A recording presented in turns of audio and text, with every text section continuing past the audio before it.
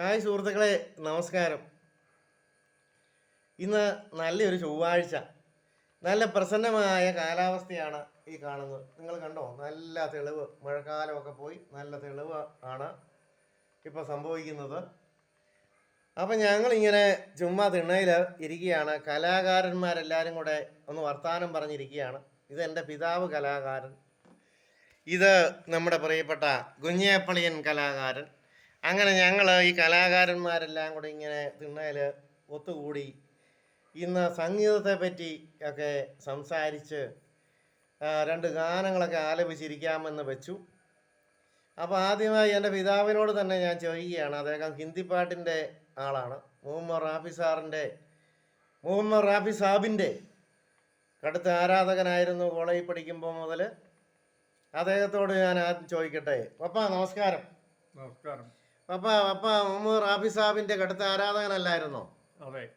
എന്നാ പപ്പ ആ സര സാമിനെ തോ ആവോ ചലിയേ എന്ന ഗാനം പ്രേക്ഷകർക്ക് വേണ്ടി രണ്ടിലെയും പാടാവോ? എന്നാ പാടിക്കോ. ഓക്കെ.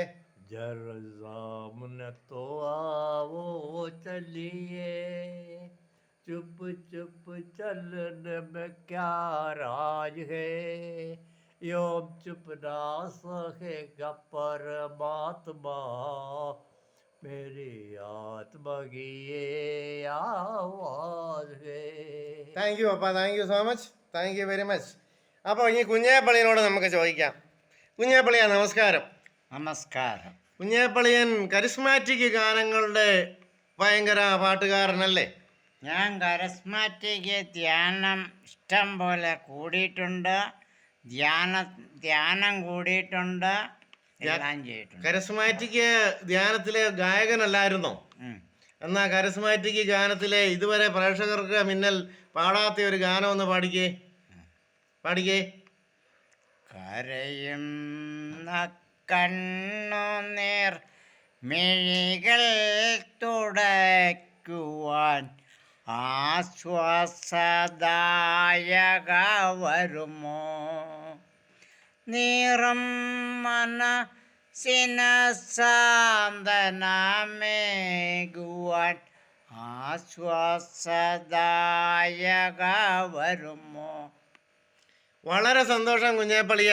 അങ്ങനെ പ്രേക്ഷകർക്ക് വേണ്ടി എൻ്റെ പപ്പായും ഒരു ഗാനം ആലപിച്ചു, കുഞ്ഞേപ്പള്ളിയനും ഒരു ഗാനം ആലപിച്ചു. അങ്ങനെ സുഹൃത്തുക്കളെ, ഞങ്ങളിങ്ങനെ ഈ ചൊവ്വാഴ്ച വളരെ രസകരമായി ഞങ്ങൾ കൊണ്ടാടുകയാണ്.